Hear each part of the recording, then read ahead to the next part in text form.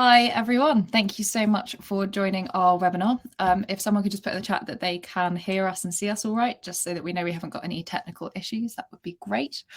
But it's awesome to see you here today. Thank you for joining. And also in future to those people that are also watching on demand. Oh, no one said that they can hear me. I really hope I'm not talking to myself. I can hear you. Yeah, really exciting topic. And I am so excited for May joining us here from Eric. So the reason that we decided to get together and do this webinar is because we've heard so many people in companies saying it's getting increasingly difficult to hire talent. Obviously, the market is super candidate driven at the moment. But one thing that they are really struggling with is hiring young talent, because the world of work has totally shifted over the last 2 years. And Gen Z, a lot of them have come into the workforce through the pandemic. They've never known what work was like before. They don't know the horrible toil of going into the office 5 days a week, getting up at 5 in the morning to commute in for an hour and a half, sitting at your desk doing something that you could do at home. They just haven't experienced that. And that social media driven, remote, very globally mobile world means that they have totally different expectations, and totally different things will attract them to roles. But it's not so alien. There are still some similarities with previous generations. And I'm really excited to talk to May from Eric about this. So May, would you like to introduce yourself? Yeah, hi everyone. Thank you, Molly, for inviting me to talk about all things Gen Z. So yeah, I'm one of the co-founders of Eric, and we are an award-winning career exploration app for Gen Z. So we have got lots of experience in terms of talking to that younger generation and finding out about what they think and their mindset. Before our platform, my co-founder and I, Sam, ran the UK's largest creative career festivals. So we've been doing that for the last 5 years. And so we also work with lots of different employers to really help them attract Gen Z. Awesome. And I guess you think, why is Flexa a topic, a kind of company that is an expert in this topic, and why am I talking to? But obviously, we specialize in getting companies discovered for the right reasons. And one of those right reasons is obviously working environment. So Flexa, we verify and publicize genuinely flexible companies in order to get them discovered by hundreds of thousands of people all over the world that genuinely care about flexibility. And we'll go into the data a bit later, but flexible working, remote working, choice and freedom are really important themes to Gen Z. And you can see there's a little green CTA at the bottom of this webinar screen. It says find out if you've got the environment that Gen Z want by clicking here. So we have a quiz that we have built using hundreds of thousands of different data points about what the market wants, what our user wants, what companies are offering, in order to help companies to benchmark themselves against both market expectations, but also other companies. So if you click that link there, you'll be taken through to a completely free 2-minute quiz, and it allows you to assess yourself and get some insights against what other companies are doing and whether you're meeting Gen Z's expectations. And speaking of Gen Z expectations, have Gen Z actually cancelled The Office? I know that we chose a very inflammatory title, but maybe they have. I don't think they have cancelled The Office just yet. But it depends on what The Office means in the future, I think. Exactly. So yeah, maybe it will be cancelled next year. I don't know. But right now, I don't think so. No. Yeah. Exactly. So I think that what I've seen is there's definitely a pushback on just being told what to do. Is you must be for this reason, and when there's no justification for this, not a team lunch or different meetings that need to be done in person, there's definitely, and this is the same with millennials as well, there's a questioning of why that needs to be the case. Is that what you hear from users as well? Yeah, I think going back to your point before, about pre-pandemic, the working world pre-pandemic, a lot of Gen Z haven't experienced that. So to them, working at home is more, they've experienced that more than working in the office. And so, commuting an hour to get into the office just seems so bizarre, even though we all used to do that and that was normal. Yeah. So yeah, I think it's just the norm has changed, and we have to appreciate that, what they see and what, the working world is today. Like we're kind of the anomaly in terms of thinking archaically. Yeah. And I guess to kind of rewind it back a step, I'm sure you'll be the best person to give this definition, but who would you say Gen Z are?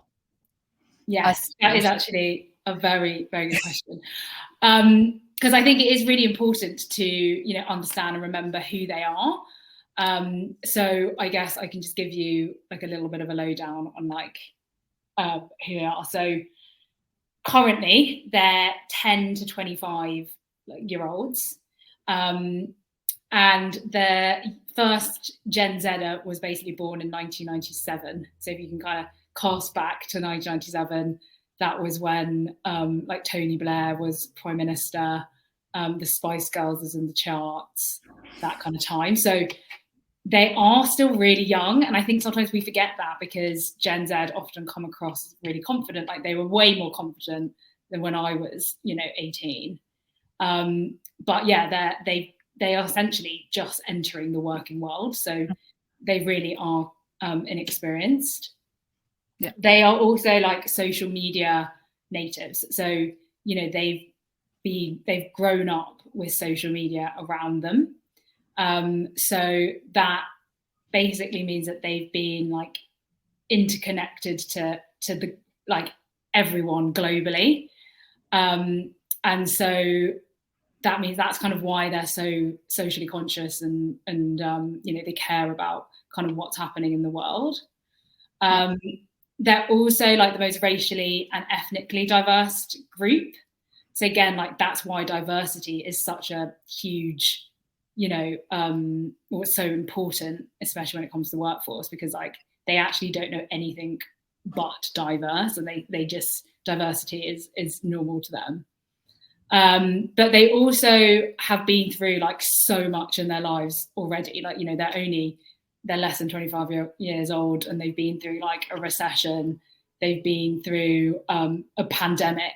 So just naturally, their characteristic is they're just very, very pragmatic, and they're like realists basically. So it just kind of helps. I think definitely as an employer, like you really need to take the time to understand that this generation is really different. So yeah, I definitely say my advice would be like upskill yourself in learning about this generation, and there's so much kind of resources out there that you can do that. Yeah, not just assuming that they're just on TikTok and eating Tide Pods, which exactly people associate with Gen Z. That's obviously a very reductive and largely incorrect view as well. Yeah. You mentioned something really interesting there about them being a very confident generation coming into the workforce. And I know that you definitely read articles, and I've spoken to people where Gen Z like to sort of tell their managers when they're not being managed correctly and kind of call people out on things that don't necessarily make sense, which is obviously great for progression and equality in the workplace. But I think some people can probably find that quite alien. Why do you think that this generation are more confident than the ones that have come before? I think it is that digital, like I was saying before, like that social media world, because like everyone's kind of putting themselves out there. Like we just didn't really have, like as a millennial, like I definitely didn't even have that exposure. I also think that like social media has allowed people to see more others that look like them. So yeah, like, for me, I never really had any role models because I grew up in the UK, and kind of there weren't really any female British Chinese girls that I could kind of look up to. But now on social media and the internet, I feel like you kind of find your tribe a bit more. So you are probably just a bit more confident in yourself. Easier to find people to relate to, and there's more representation and more visibility. Yeah, exactly. Yeah, and that's very important.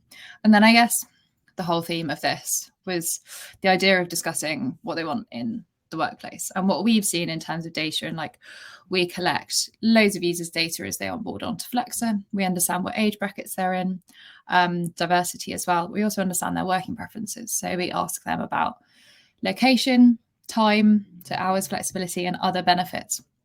It's very interesting because so often the conversations around like graduate hiring and like entry level hiring, it's like, but they need an office, they need to learn, they'll value it. There's loads of that kind of social side of things that they would really miss. And that is true. And when you speak to a lot of younger people, yeah, they do value that social time and going into the office. But interestingly, when we split the data by generations, so if we look at like Gen Z versus millennials, they value flexibility just as much as millennials. But I think there's a key distinction between like our millennial version of flexibility and the Gen Z version of flexibility. And I think for millennials, it's often flexibility for flexibility's sake. Like they literally want to work from home. They want that ability. They want flexible hours because they want flexible hours. And it's more prescriptive around actually literally having the true version of flexibility. Whereas for Gen Z, it's more about choice. And it's not necessarily that they just want to work from home all the time or they just want flexible hours. They may well choose that in the end, it's right for them to work 9 till 6, or it's right to go into the office 4 days a week because that's what they want to do. But they want to choose that rather than being told what to do. So that flexibility is more about choice, whereas for millennials, it's more about freedom, which I find very interesting. And I will just pull up this data and talk about the kind of splits between it. When we ask people, does the ability to work from home sometimes or work flexible hours matter? The net agree on millennials was 73%, and Gen Z, 18 to 24, so working Gen Z, was 69%. So really, really close there. And same with, would they be more likely to apply to a job if it directly mentioned that they could work from home, work flexible hours? Millennial and Gen Z views were really, really similar, 69% and 76%. So it's very interesting. It's not that young people still necessarily always want to go into the office. They just want that choice to be able to do so. And I don't know whether you've seen that with like the companies that you're working with trying to appeal to Gen Z, or when, you know, you've obviously got thousands and thousands of Gen Z users, like what are they looking for in their working environment? Like what employers are the most attractive and why? Yeah, no, that's a really good. I think just because they are so, you know, going back to that idea of they are just entering the workforce, I actually think they don't really know what they want. Do you know what I mean as well? Like, I think giving them the choice to give the choice is like, obviously it sounds better, if that makes sense.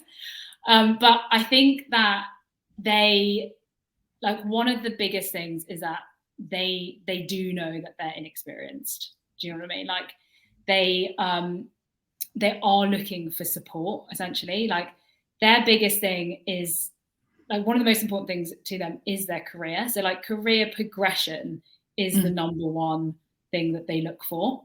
You know, lots of people talk about like salary, lots of people talk about like benefits, but actually they don't really mind that as long as they are growing and they're learning and they feel like they are, you know, moving towards their goals. So I think actually choice, like it's like if you talk about choice and flexibility on its own without any context, then obviously everyone's just going to say yes because it just seems like the better option. Yeah. But if you're kind of giving you know, Gen Z a reason, like we were saying before, to come into the office, like why is coming into the office important, or like why is, you know, having lunch with the team or team building and those kind of soft skills, like I think it just gives them context and then they understand and then they're like, okay, yeah, coming into the office is great and I can see why. So yeah, I think like it's just support beyond the job is one of the most important things that I think an employer can do, especially for that generation. Yeah, definitely. And what about learning and development? You obviously hear a lot, they're like a big learning generation, they like consuming information, they've obviously been online the entire time, and definitely when we've interviewed younger people for hiring, that is definitely something that comes up in interviews and really matters. Have you noticed that too? Yeah, 100%. Like learning and education is really, really important to them, and I think like that's one of the ways that employers can really stand out, is that you know, entry level roles is an entry level role. It's not you know, going to be really super excited. You're not going to be managing a team. Like it kind of is what it is. So I think understanding how, and as an employer, you can help them beyond the job is super important. And it goes back to kind of, yeah, like you said, the learnings and the kind of progression. So for example, things like giving them a subscription to some online courses, like, you know, like Domestica. Have you heard of? It's like similar to like Masterclass, or like there's also a new one called Stack World. And it's for like females only, but it's essentially like female influencers offering like mini workshops and things like that. And that's just really popular to be like, okay, as an employer, yes, I care about, you know, you doing the job today, but I also really care about, you know, how can we develop you as an individual? How can we help you, you know, work out your strengths? How can we help you work out like those soft skills? So even if you leave our company, we've made an impact, and, you know, that exchange is like so valuable. Yeah, I think it's changed so much. Like I look back at when I started my career and I had to fight to get a subscription to the FT through my company. Oh, really?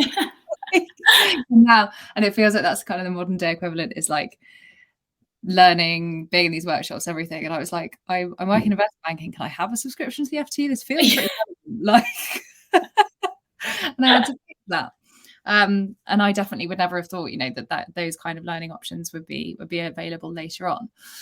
I also think like it should be individualized as well. So like, you know, not everyone, or everyone has different things that they want to work on. So I think like trying, if you can, depends obviously how big your company is, but like if you can come up with a more individualized approach and really give the time to understand that person and be like, okay, where can we help you as an employer? That's super, I think, important. Yeah, or providing a kind of a stipend for it that can be used monthly, even like a small amount, like £50 or £100 a month, that then people can do. Yeah, rather than some redundant subscription. Like I'm sure most people now probably don't want a subscription to the FT. So. Yeah, exactly. Or like, you know, one of those kind of just like blanket benefits where it's just like, oh, you get 20% off this, or yeah, it's like, but what if you don't, like, you get 5% off your Starbucks coffee? It's like, well, I hate Starbucks coffee. I don't want that one. Yeah. Yeah, I think it's about, there's a lot of kind of personalization and making things bespoke. And I think that comes into it as well with like the world of work, not just for Gen Z, but in the future, is like, if you're giving freedom and flexibility and choice, ultimately you're allowing people to tailor their working environment to themselves and work out the best way possible to work. And I think that also comes down to benefits, to L&D, to your hours, to your location, everything. I think it's becoming kind of hyper individualized to some extent. Companies need to create frameworks that allows that to happen. There's kind of spectrums of it. You can be, you choose, you do whatever, you've just got some budgets and you just have to get your work done. It's all output focused. Yeah. Or there's the ones that are more, you know, have a bit more of a framework. There's no right answer at the moment. I think a lot of people are just sort of working it out, but resisting that individualization, I think, is something that companies can't do, because that is the way that the future of work and the world of work is going. Also a very good point from Simona. Yeah, there's been a massive increase in benefits like mental health subscriptions. Yes. Yeah. That's a really, really big one that we've definitely seen. And like financial, like investing, like that generation really care about investments, you know, like subscription to like Nutmeg or other things that they're passionate about as well. Like, you know, it doesn't necessarily always need to be around work.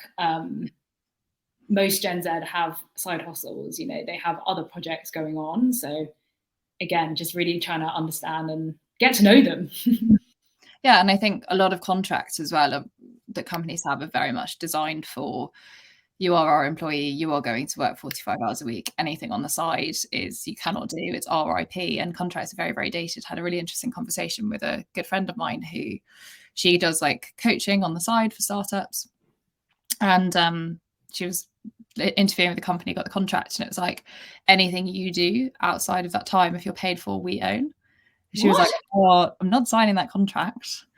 And so because clauses like that ultimately, and like, again, this is kind of a piece of advice, I suppose, like clauses like that, if it's enforceable and it really, really matters to you, then put it in. But ultimately, most companies aren't going to enforce that, and they're not going to mind if someone's doing 4 hours work outside of work time each week. And so I do think that contracts need to be looked at and then actually understand, like, why is this in here? Like, it was very much from days of old where people didn't have side hustles, and if you did, it was because you were trying to start a business to leave your job. Whereas people side in like a complementary way because they want to learn more and actually throw something outside of work or have a new skill, but it might also make them some money.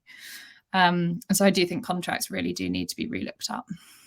100%. Yeah, that's a really, really good. I mean, there's probably things in there that the company doesn't even know that's in the contracts. And they're just like stock templates, and then people repurpose them each time. Yeah. And they probably haven't changed for like 15 years.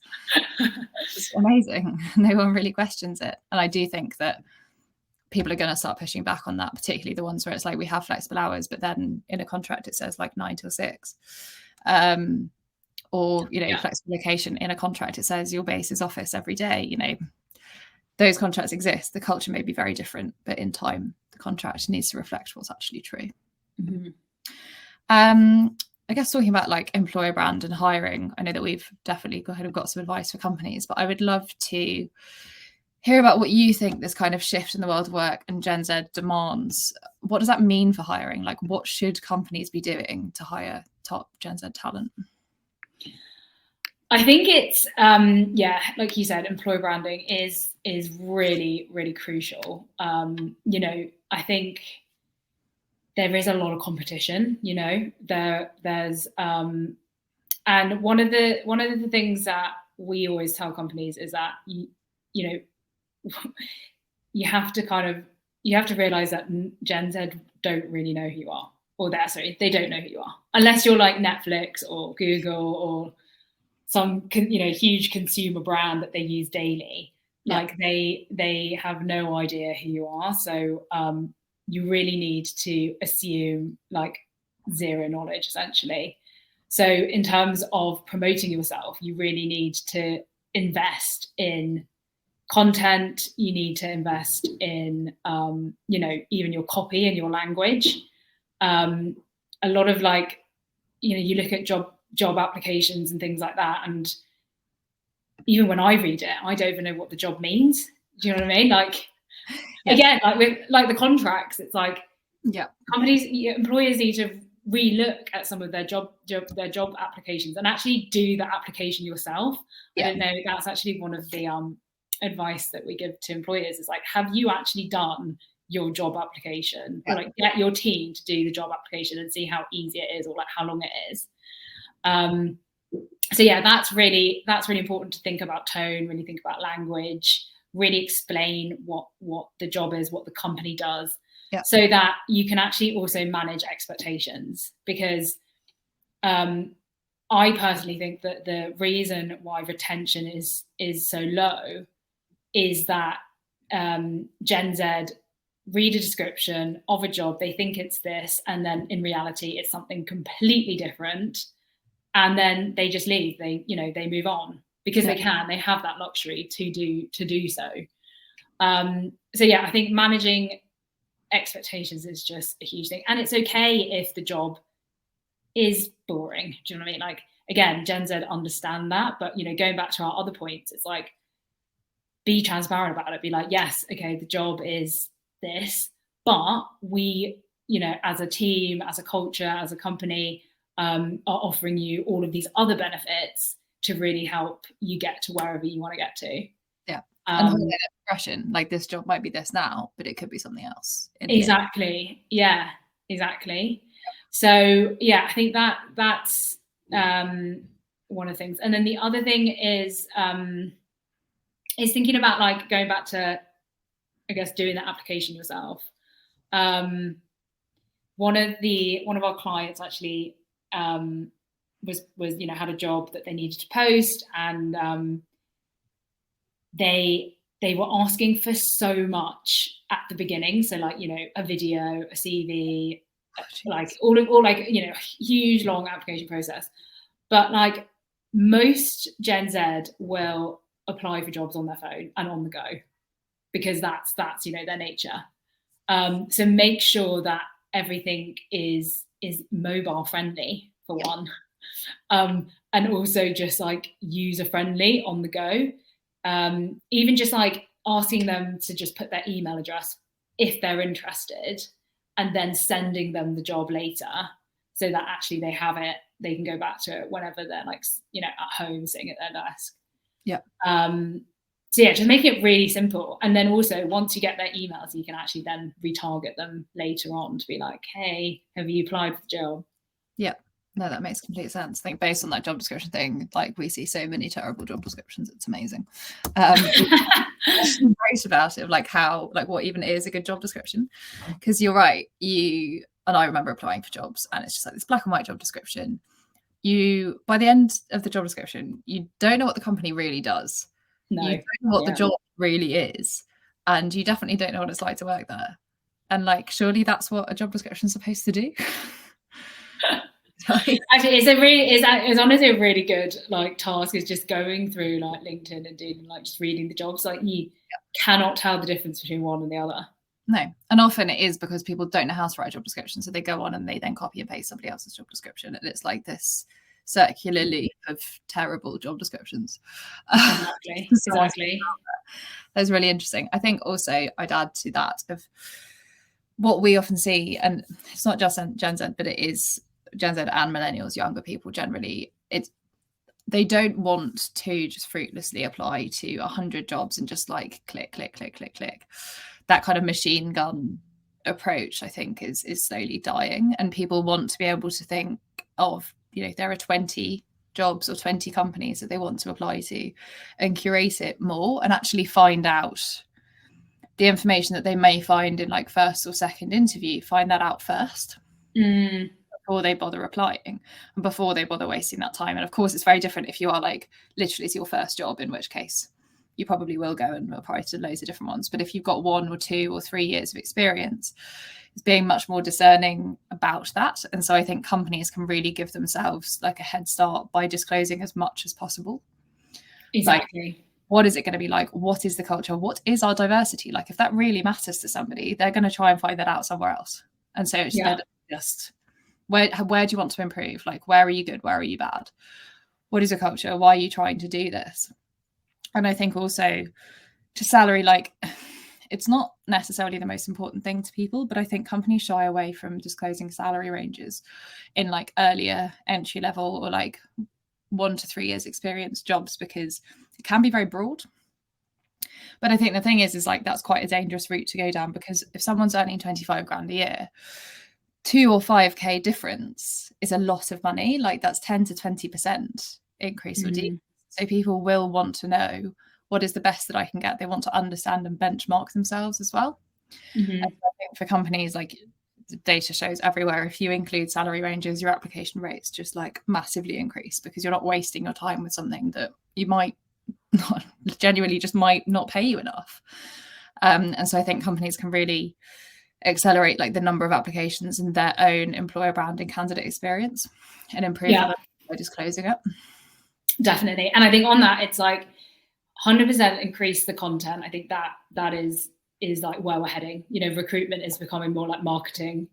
Think about it like marketing.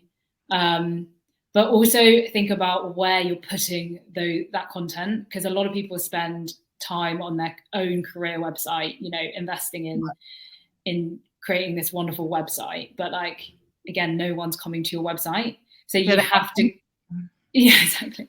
So you have to go to the spaces where, you know, Gen Z are. You have to put in the work. And luckily there are, you know, so many new platforms like Eric and like lots of other communities that specialize in certain industries, certain sectors, certain areas. So like with Eric, we focus on the creative and digital industries, but there's so many other communities that focus on, you know, disability or like Black girls who code. So like, it's really understanding like who you're trying to attract, find out where they are, and then create content to suit those audiences. And like you said, be transparent. It doesn't need to even be about the job as well. Like that's employer branding isn't around doing it when you have a job. It's doing it like long term. It's exactly like marketing. Do you know what I mean? You need to kind of put the plant, seed the plant the seed in their head, that you exist as a company, and this is what you're about. This is why you exist. This is who's in the team. And it doesn't need to be expensive content. I think a lot of people think employer branding, you need a lot of budget. You need to hire an agency. You need to do all of this. Like, you really, really don't. You just need to do it consistently. You do need to do it really consistently. And I think I always say there's a distinction between proactive and reactive hiring. And I think historically, before hiring was treated like marketing, and it still isn't, but it should be. People will be like, I have a job and I need to reactively hire. So therefore, it's like you're just getting cold leads in to apply. But that doesn't work for any other sector when they're trying to market. And you are trying to market your company if you want people to apply there. But like, a lot of people don't buy a pair of trainers on the first time that they've ever seen that brand. They buy them on retargeting. Exactly. It's like the funnel, the marketing funnel. It needs to be like the recruitment funnel. That's why, from our perspective, it's why Flexa exists. So you've got job platforms and recruiters in the middle of the funnel. At the bottom, you've got your applicant tracking systems, your interview processes, ultimately conversion. The middle is engagement, trying to get them to engage with that job. Everyone has really historically ignored the very top of the funnel. They don't think it's important to like market yourself as a company because, but when I'm hiring, everybody will come. Now look what's happened to the market. It doesn't happen anymore. And so the only thing that sits at the top of the funnel otherwise is Glassdoor. And I don't know very many people who have a positive experience with Glassdoor. It's what it is. And so that's where we decided to position ourselves, because exactly as you said, May, like, recruitment should be like marketing. And we get companies discovered. If they're not like Netflix, no one's ever heard of them. But if they come onto Flexa, they will discover them for the right reasons. And it's about kind of building that big, hopefully diverse pipeline of talent. And especially with young people as well, like, they're used to being retargeted and re-engaged with, and they're used to interacting and gathering information and not necessarily acting on it in the first instance that they've ever seen it. It's not just about, I'm looking for a job right now. It's like, but what about if they're looking for a job in 6 months? Will you be at the forefront of their minds? And that's exactly why we try to do what we do in your saving companies and marketing them and improving their employer brand as well. It's very, very interesting. I think that is ultimately the way that hiring will have to go. It's hard. As you say, if you focus on social media, it's still very much coming from yourself. And you're going like, we're a great place to work because we say we're a great place to work. So I think it's a great tip to be like, engage with those communities, like find the places where it's less disingenuous if you just going, we're a really great place to work, come and work for us, and actually engage, find the right areas of talent, find the right platforms, and don't think that you have to engage some big employer brand marketing agency and spend a fortune on it. No, exactly. And also, like, you don't need to because I think people try to like jump on the bandwagon with certain like topics and things like that, and it's just like, just try and authentically find your voice and like find what your company, believes in. Like, why did you start it in the first place? Because I do think Gen Z are very good at sniffing out like who's being fake, essentially. Yeah, definitely. Because they're just kind of subjected to it. And there's a question in the chat there of, the value in building a strong employer brand, specifically with Gen Z in mind. Like, where are the best places to do that without coming across as disingenuous? Because it's hard to, go on TikTok and put a paid ad about your company. I'm sure that smells disingenuous. So what tips would you give of building a genuine employer brand that resonates with Gen Z? So one of our tips is that like you actually have Gen Z consultants like in your company, which is your Gen Z employees.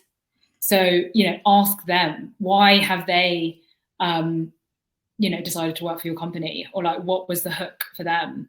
Where are they? What spaces, platforms are they on, and like what kind of messaging would they use? Because they're you've got them working for your company, so how can you get more of other Gen Zers who are like them? So yeah, you basically already have experts that you can ask for free. Yeah, exactly. And I think also people often forget that, like, when you're designing new workplace policies or looking at how you hire, you can ask your employees. They all decided to somehow, and they probably have an opinion. And you'd be amazed at how many times we speak to a company and they'll be like, "I'm not sure about transitioning to flexibility. What do we do? What would you recommend?" I'm like, "Have you asked your employees what they want?" And they look at you and go, "No." So starting by asking people of the generations that you're trying to target, I think is very nice. I think we were saying today, actually, as the team, we were like, it would be really interesting to like ask all of the different generations in your team like the same question and see if there's like different answers. But I guess that's what you've already shown in the data anyway. Really interesting seeing all of that. It's actually pretty consistent until you get to about 45 upwards, and they care much less about flexibility and choice. And again, you've just been used to that way of working for so long, and that's how it's in your career, like the demand for it, which is very interesting. Interesting question from LinkedIn Live, I think. So Lynn asked, how can employers outwardly appeal to Gen Z without potentially alienating staff members who fit into the older generational brackets? How do you broadly target and not alienate? It's quite a difficult question. As in, how do you attract Gen Z but not alienate the generations? Right, I see. I think it's again coming down to the content. Like the theme of recruitment is becoming more like marketing. You have different content and you're on different platforms depending on the audience that you're trying to reach. I don't think you can do a blanket campaign or content.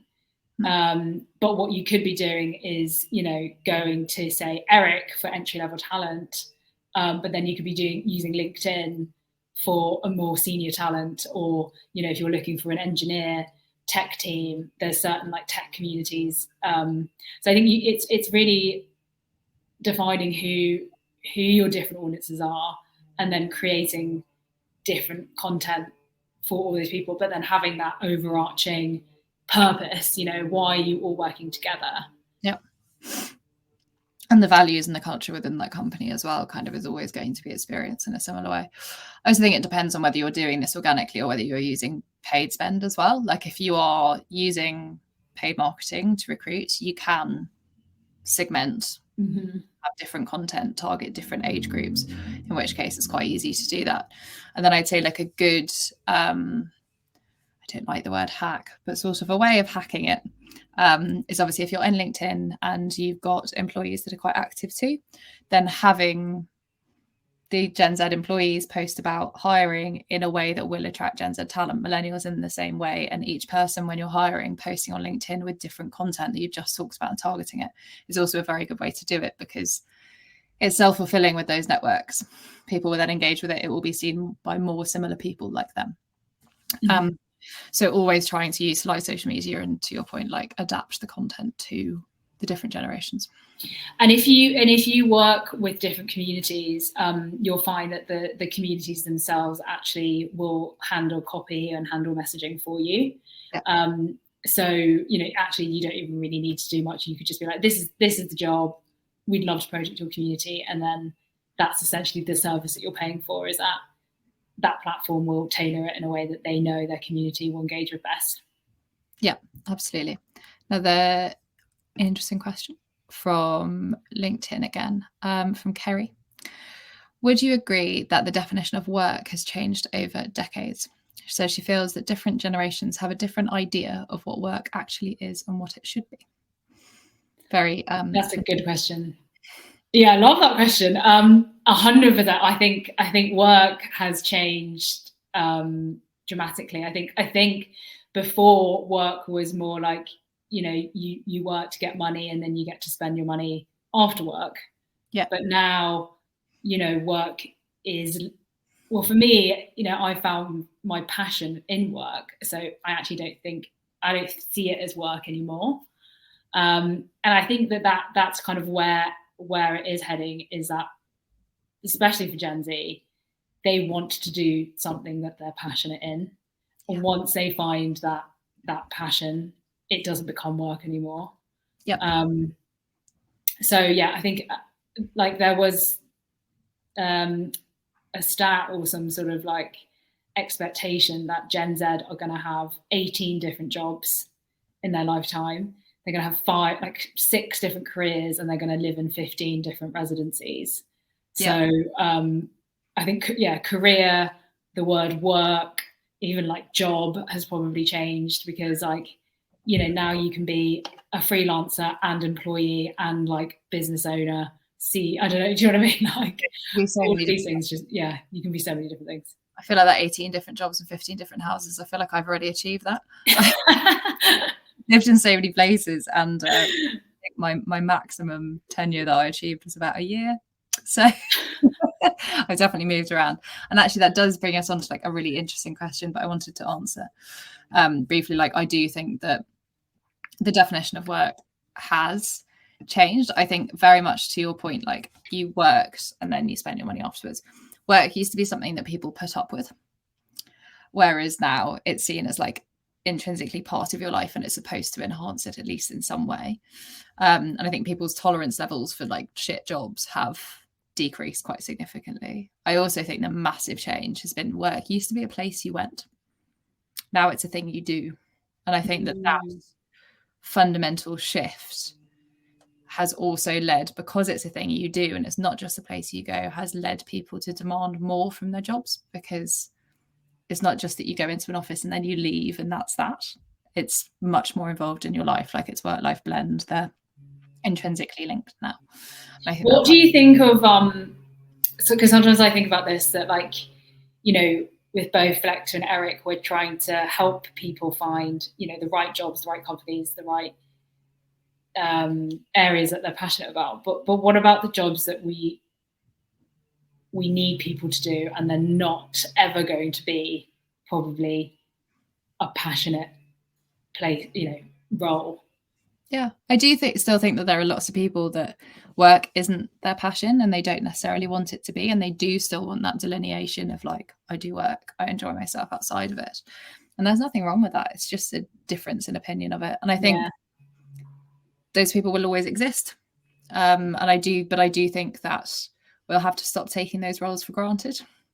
And they'll probably have to ultimately be sort of better paid and people better treated better, because there won't just be this big pool of people that are desperate for jobs. It will be harder to find people that want to keep their work and life separate and just want to put up with manual data entry for 45 hours a week. I was thinking actually maybe that's when the robots can come in and everything's, all of those kind of jobs are automated, so we can just do things that we enjoy. But yeah, I was talking about like tenure. Tenure is like 2.8 years for 25 to 34-year-olds and 9.9 for 50 to 60-year-olds. We don't have the Gen Z data yet because they haven't gone through enough time. But that drop is incredible, of 2.8 from 9.9 years. What do you think Gen Z will be doing? And will that become, to bring in another question from down here, like portfolio careers, will that become more normal? Yes, I do think so. You know, with that expectation of them having, you know, 18 different careers, like we are already seeing that without the data kind of coming through. I mean, I've already done that. You've already done that. Like, but I think it's okay. You know, I don't really think that's an issue. And I think sometimes people get scared and like they're investing all of their money to try and like retain every single employee. But like, it's okay if they leave, because they will, you know, that's kind of, again, where we're heading. And we all kind of learn from each other. And yes, you might help, you know, develop someone, and now they're going off and, you know, working for someone else. But like, it will kind of come back around, I think. Do you know what I mean? Like, we all need to kind of support each other, and it's just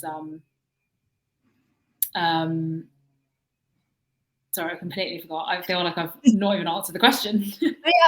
And I think also, to your point of the retention issue, not every job has to be retained. Like, I think often, especially when you see startup hiring growth, they'll hire loads of roles because they've got loads of stuff to do at that certain point. Some of that stuff might disappear after 3 or 6 months, and you just needed somebody with those skills to come in for a short period of time. There's nothing wrong with that. Attrition in that sense, if it's like that person feels like they've done their job in 6 months and it was more of a project and they want to move on, that's absolutely fine. And that's what freelancers have been doing for decades. But why should you have to take the risk of freelancing and obviously set yourself up as a business, do everything to be able to move between similar projects if you have those skills? And I do think that ultimately, they're not necessarily driven by Gen Z, but just driven by it being sensible, will mean that, not every role has to be retained. Some people will be hired for a short period of time, more normal fixed term contracts or until the job is done. Yeah. I think it's interesting as like a future concept. Loads of questions. Wow. So many. We've got an interesting one. Well, this is kind of 2 questions that I would ask. Do you think companies are losing their hierarchies? And what, therefore, is the future of career development if it's not climbing that ladder and going from like entry level, low management, middle management, high management, etc., etc.? Really good question. I feel like I haven't ever thought about that. Yeah, I know. That's are companies losing their hierarchies? I mean, I think again, it depends on size of company. I think like before, like career development was very obvious because there were only probably large companies to work for. I don't know, do you know what I mean? Like everyone had the kind of standard big employers. But what we're seeing, and especially, in our sector with the creative industries, is like there are so many SMEs now that within them there probably isn't that much hierarchy. We're only a team of 4, and I wouldn't say that there is any hierarchy, but I'd say career development is more linked to self-development and personal development. Yes. So I think it's like trying to make that person the best that they could be and supporting. Exactly, and supporting them at that role, because that's just going to benefit you as an employer, right? And benefit is you as the company is kind of getting everyone to the point where they are the best that they can be and perform the best. Yeah, I absolutely agree with that. I think also there's like often for career development it's assumed, and as Paula just said in the chat there, career development is not just from down to up. I think what we've historically seen as career development is like you go in doing a certain role, then you might manage 1 person and then 5 people, and then you manage a department and then you manage a bigger department. And it's always been around the management track. I think that there is a very important second career development, which is becoming that expert in your field. And that doesn't have to be about managing people. You could go from being a performance marketer and you're starting out in Google ads and Facebook and TikTok ads and everything, and you're on 30 grand a year, and then you just get better and better and better, and you're managing bigger budgets. You're still a performance marketer, but you're earning 100 grand a year because you've developed your skills to be the best performance marketer that you possibly could be. It's not necessarily about managing teams now. I think that there is a career development from the specialist angle that has historically been quite ignored. And I think it is emerging more and more that not everybody's set up to be a manager. Not everybody wants to do it. Some people genuinely take joy in doing the thing that they've always been doing. No, 100%. And also, like, I was also thinking that because I'm just thinking of Kadisha, who's our head of content, but she's a Gen Zer, but she has so many different skills that she could be doing copywriting, but then the next day she could be doing marketing. The day after that she's doing like content creation. So actually maybe career development isn't up and down, but it's across as well. It's like increasing your skills, and maybe it will end up being like flexi roles, flexi jobs. And you don't even have to go down one job role or expertise in the rest of your. I think being a generalist is one of the most underrated skills that exists in the workplace. I think being a generalist is unbelievably useful, particularly if you're working in a startup and you can just pick something up and run with it. Like we hire we favor generalists in that respect because it's so useful to be able to rely on people, and it's also more interesting as a role because you're doing loads of different things. So true. Interesting point. Do you think that social media will completely overtake job boards as a primary source for candidates? A good question. I don't think it will. No, Yeah. I think there will just be more targeted platforms for recruitment. I think social media, there's just too much noise going on there. Like you're on there for different things. Like it's not targeted enough. I think there are learnings to be had from social media, and that people will apply it to their own platforms. But no, I don't think. I think. Well, Eric, we are trying to, I guess, be that for Gen Z. And yeah, we are much more targeted. Like we think that targeted platforms will come about. So you'll have one for career, you'll have one for maybe like food and drink, or like, yeah, I think it will be specialisms within. Yeah, that makes sense. I do think there'll be an increase in the number of companies using social media at that top of funnel piece, though, trying to improve the visibility of that employer brand. But it's whether or not. I don't think social media will necessarily lead directly to the conversion of people to apply for jobs. I think it's a bigger marketing piece than that. Yes. I don't think that they'll necessarily replace it. And I think TikTok actually tried to do it. They did a pilot on recruiting and job boards and things. I actually don't know what the results are. It hasn't come out yet. Interesting. That would be. I might Google that one. A question. What are the biggest challenges while hiring people globally, and how do you deal with that? That's probably more one in my wheelhouse, but feel free to chip in if you do have views on global hiring challenges. Global hiring challenges. I think again, it's finding the right platforms, the right communities, the right spaces where those people are. Yeah. I guess, you know, what social media has done is like, you know, like I said before, it's allowed us to connect to the world, you know, globally more easily. So if there's a community in London, you know, there will be a community in all other global cities. So it's just, again, trying to find the right ones depending on who you're trying to hire, where you're trying to hire. Yeah, I think to the point of the community, definitely. I also think, trying to use platforms that have global reach as well. I will say Flexa does. We've got users in 70 different countries. And I think also when it comes to logistics of hiring, it's notoriously very difficult, like the tax implications, all of the legals around it, very hard. But platforms like Deal do allow you to hire internationally. So if you do happen to find someone brilliant and you're a remote company and there's a time zone that you work in, go onto those platforms like Deal, where they can set up an employer of record. You're then able to actually employ that person in South Africa, similar time zone. If you're fully remote, it shouldn't make a difference. And you do pay a premium for it, of course. But if you happen to find someone perfect, like I know it's often frustrating for us. We only hire in the UK because we do meet once a month. But someone brilliant will come in and then we'll see, oh, they're in South Africa or Australia. And it's like we at the moment have made a decision not to move towards a fully global and asynchronous company because we've got some great talent in the UK. But if as a company you want to move towards that, there are platforms that facilitate it, and it's getting easier and easier. Same with, as you said, May, like the global reach of social media and the ease of actually talent globally has massively increased. You just need to find the right places to do that. Exactly, and I think it's really exciting.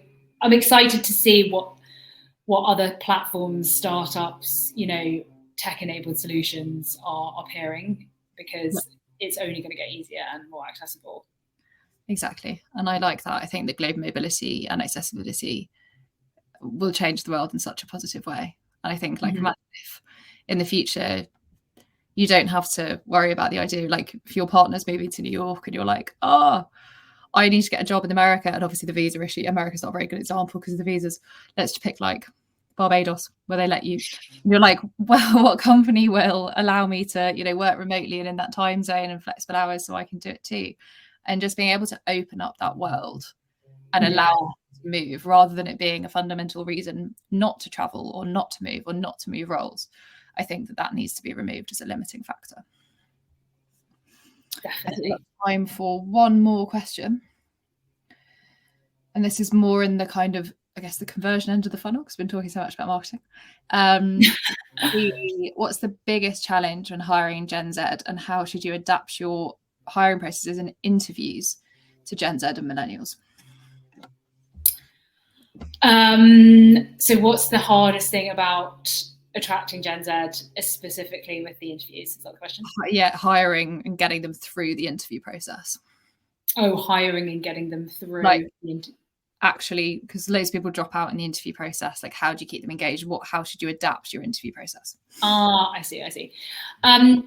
One of the things that we hear all the time is like actual getting them to do like briefs, or like making it more interactive, actually showing off their skill, or getting them to actually do the job, or interviews are very scary. Do you know what I mean? Like, I think some people thrive off interviews, depending on their personality.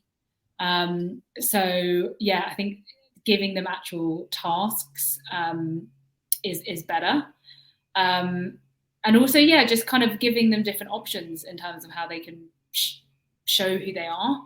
There's that whole debate on like CVs and whether they're going to die, and like, is it video CVs? And I think giving people an option, because there isn't one size that fits all. So maybe there's, a group task that they could do if they did want a one-on-one interview, maybe give them that as an option as well.